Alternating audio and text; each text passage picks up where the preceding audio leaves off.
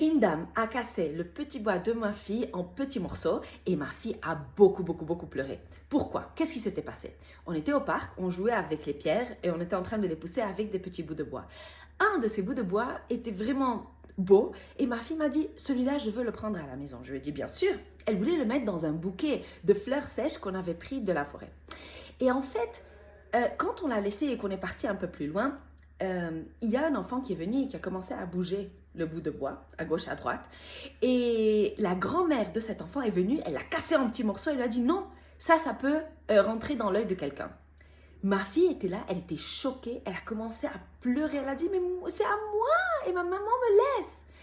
Pourquoi est-ce qu'elle a senti ça comme ça? Premièrement, parce qu'elle avait vraiment aimé ce bout de bois, mais deuxièmement, c'est aussi parce qu'elle n'est pas habituée à ce qu'elle soit enlever des choses qui sont dangereuses. Donc moi, ce que je fais, lorsque quelque chose est dangereux, je dis attention, le bout de bois, si tu veux l'utiliser, tu vas seulement l'utiliser par terre ou bien tu le tiens devant toi, mais tu ne le bouges pas parce qu'il y a des gens autour de toi et ça peut leur faire mal aux yeux. Donc elle est habituée à avoir une explication et à se contrôler pour pouvoir garder le bout de bois. Donc cette dame qui est venue était d'un certain âge et c'était vraiment l'ancienne école. L'école de, oui, les enfants ne savent pas, enlève tout de leurs mains, ne fais pas, fais-toi les choses pour eux parce qu'eux ne peuvent pas.